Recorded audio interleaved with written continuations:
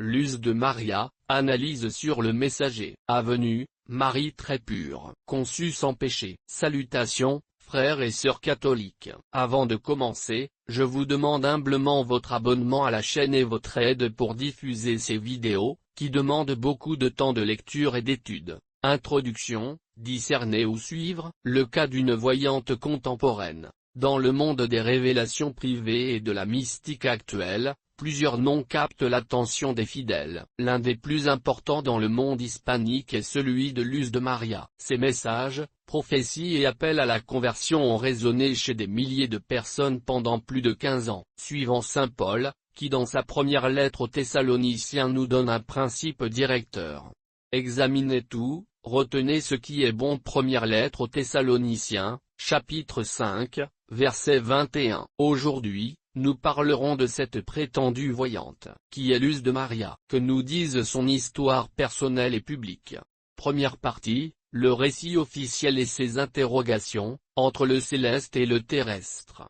Sur son site officiel, Luz de Maria présente une vie guidée par Dieu depuis sa naissance au Costa Rica. Elle parle d'une famille aux profondes racines chrétiennes, de manifestations angéliques depuis la jeunesse, et d'une rencontre décisive avec la Vierge Marie en 1991. Elle affirme qu'après une longue période de préparation et de discrétion, elle a reçu un ordre direct du ciel de se faire connaître et de transmettre la parole divine à toute l'humanité. Elle déclare que Jésus lui-même est son directeur spirituel, et que sa mission est d'annoncer et de dénoncer dans l'obéissance totale à lui. Ici surgissent déjà les premières questions, non pas sur son expérience intérieure, mais sur le cadre de ses affirmations. 1.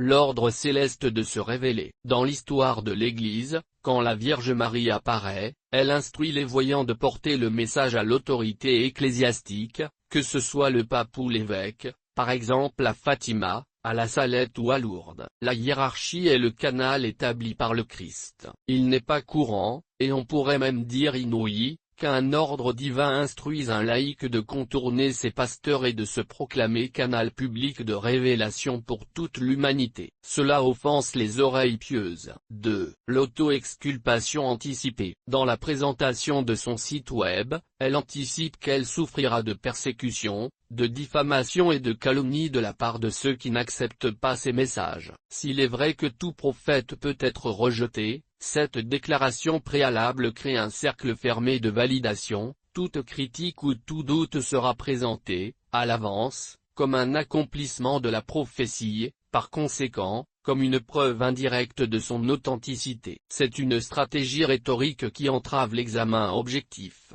Deuxième partie, la personne derrière le nom, les données publiques, Ana Lucrecia Zuniga Solano versus Luz de Maria de Bonilla.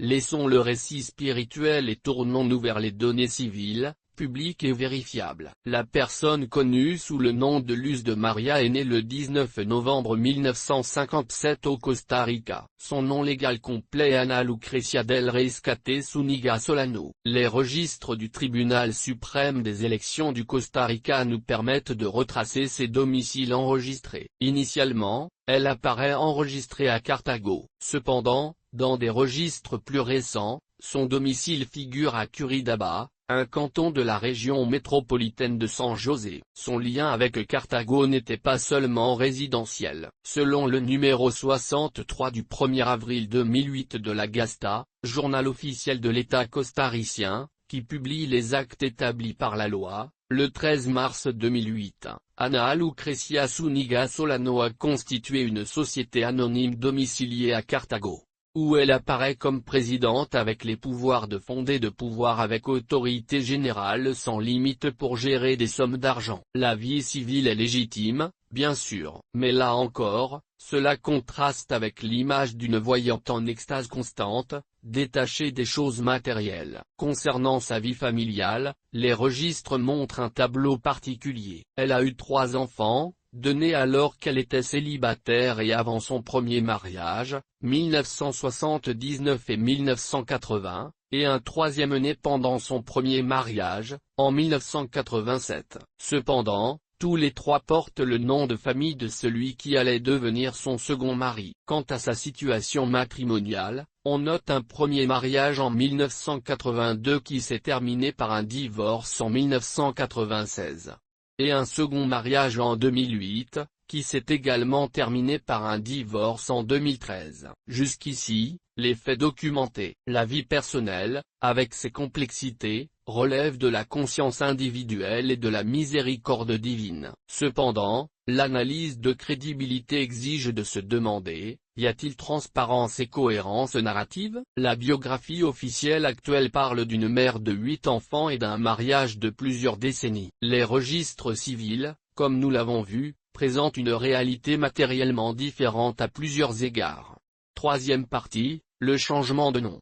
Or, l'aspect le plus frappant de sa vie privée, jalousement caché au public, est le changement de nom. Jusqu'en 2007, Luz de Maria a publié des livres de méditation pieuse sous son vrai nom, Ana Lucrecia Zuniga, disponibles en téléchargement sur son site web. Mais à partir de 2009, elle a commencé à publier des révélations sous le nom Luz de Maria de Bonilla, nom de jeune fille de sa mère. Dans les Saintes Écritures, le changement de nom est un acte solennel et fondateur accompli par Dieu et implique une transformation dans la mission et la nature de la personne. Par exemple, dans la Genèse, Dieu change le nom d'Abraham, qui signifie père élevé, en Abraham, qui signifie père d'une multitude, déterminant le but de l'alliance qu'il a établie avec lui. Un autre exemple se trouve dans l'évangile de Saint Matthieu, quand notre Seigneur Jésus-Christ a changé le nom de Simon en Pierre, le rocher sur lequel il a fondé son Église. Par conséquent, quand Dieu donne un nouveau nom, il définit une mission d'origine divine. Dans la tradition catholique,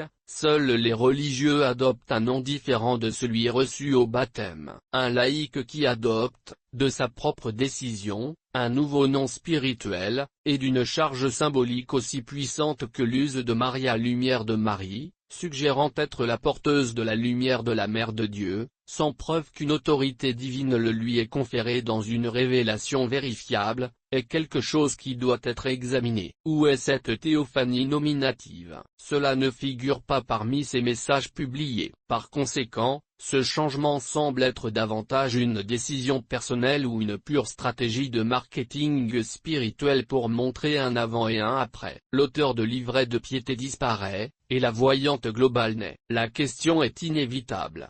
Est-ce un acte d'humilité ou l'usurpation d'un symbole de la plus haute importance? Quatrième partie, la recherche de légitimité et l'imprimature discutable. Un élément crucial dans le discernement des révélations privées est le jugement de l'Église et de l'évêque du lieu où se produit le phénomène. Luz de Maria est costaricienne mais l'archidiocèse de San José du Costa Rica, son diocèse d'origine, n'a jamais émis d'approbation de ces messages. En termes officiels, il maintient un silence prudent, qui peut être interprété comme une distance. Mais en 2017, un document clé apparaît, un imprimatur, c'est-à-dire une permission de publier indiquant qu'aucune erreur contre la foi n'est trouvée, ce que nous analyserons plus tard, accordé par Monseigneur Juan Abelardo Mata Guevara, alors évêque d'Esteli, Nicaragua. Cela soulève de sérieuses questions canoniques et de bon sens. 1. Pourquoi un évêque du Nicaragua accorderait-il un imprimatur sur des messages reçus par une voyante résidant au Costa Rica puis en Argentine? 2. Cela semble être une tactique cherchant une validation dans une juridiction lointaine où l'examen de la personne et de son environnement est moindre ou nul. Cette approbation est illégitime, puisque l'évêque du Nicaragua ne peut pas juger, sauf exception, un fidèle d'un autre diocèse. La question va de soi, si les messages sont si urgents et vitaux pour l'humanité, pourquoi la Vierge n'a-t-elle pas inspiré la voyante à chercher et à se soumettre humblement au jugement de son propre évêque, le pasteur que le Christ lui a assigné, ou pourquoi n'a-t-elle pas inspiré l'évêque de son diocèse à l'accueillir? Cinquième partie, association dangereuse et l'affaire Bon Giovanni, qui se ressemble s'assemble.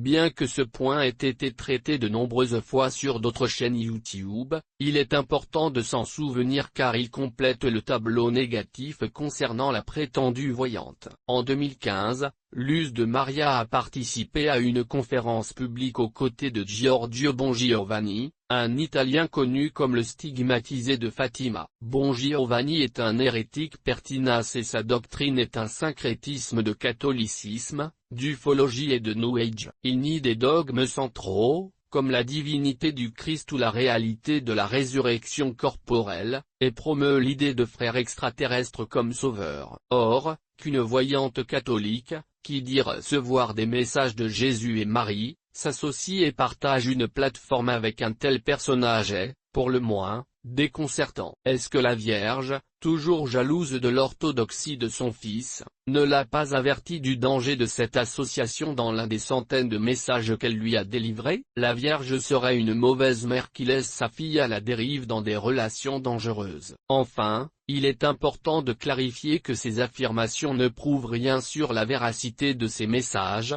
mais elles parlent de son critère de discernement. Dans le meilleur des cas, c'est une grave imprudence. Dans le pire, cela suggère une affinité avec certains milieux syncrétiques éloignés du catholicisme traditionnel. Sixième partie, conclusion, doute raisonnable. Nous avons donc examiné une série de faits objectifs qui soulèvent de nombreux doutes. 1. Le récit personnel en conflit avec les registres civils remet en cause sa véracité. 2. Le changement d'identité vers un nom au symbolisme fort remet en cause son humilité. 3. La recherche de légitimité ecclésiastique, en dehors du canal ordinaire, remet en cause la légitimité de l'imprimature. 4. L'association publique avec une figure déclarée hérétique remet en cause son orthodoxie. Ensemble, ces points construisent un schéma d'anomalie que tout chercheur sérieux ne peut ignorer. L'Église, en discernant les mystiques, parle de la nécessité de la transparence de vie, de l'humilité, de l'obéissance à la hiérarchie et de l'orthodoxie doctrinale. Ce que nous avons vu aujourd'hui soulève des doutes raisonnables quant au respect de ces critères dans le cas de Luz de Maria. Mais notre examen ne peut pas s'arrêter là, parce qu'un messager discutable peut, en théorie, transmettre un message vrai. Selon la doctrine exposée par saint Thomas d'Aquin, les prophètes faux ou même démoniaques peuvent, en effet, annoncer des choses vraies. Cela se fonde sur les points suivants. 1.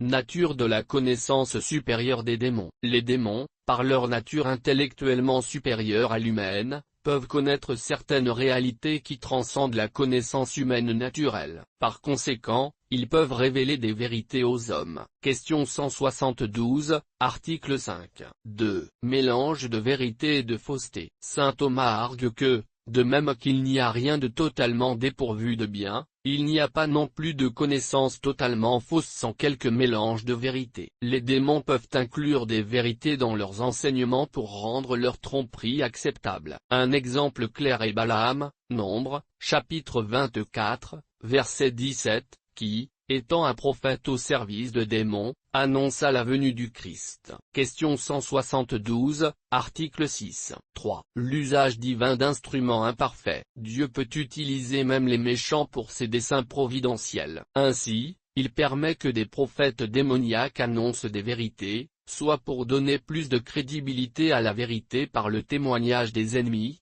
soit pour conduire les hommes à la foi. Cela est également illustré par les sibylles païennes, qui ont prédit des aspects de la vie du Christ. Question 172, article 6. En résumé, les prophètes faux ou démoniaques peuvent dire des vérités, bien que l'histoire et la prudence nous enseignent que c'est une exception, pas une règle. Cependant, la fin de ces prophéties est la tromperie ou l'ambition personnelle et non la glorification de Dieu ni le salut des âmes. C'est pourquoi l'Église doit discerner les esprits, en tenant compte non seulement du contenu des prophéties, mais aussi de leur source, de leur fin et de leur cohérence avec la foi révélée. Première lettre de Jean, chapitre 4, Verset 1. Par conséquent, l'étape suivante est logique. Bien que cette femme suscite en nous de nombreux doutes, nous devons également analyser les messages qu'elle dit recevoir, ses prophéties et ses affirmations théologiques. Sont-ils orthodoxes? Ses prédictions se sont-elles réalisées? Ce sera le sujet de notre prochaine vidéo. À la fin, comme le dit l'Évangile et le rappelle Castellani, c'est à leurs fruits que vous les reconnaîtrez. Et les fruits d'un prophète ne sont pas seulement sa vie, mais surtout la vérité de ses paroles. Nous en restons là pour cet épisode. Si cette analyse vous a paru utile, partagez-la avec ceux qui pourraient être intéressés et abonnez-vous pour ne pas manquer la prochaine vidéo. Je demande vos prières et votre soutien pour continuer ces études. Que Dieu nous bénisse. Ad maiorem Dei gloriam. Pour la plus grande gloire de Dieu.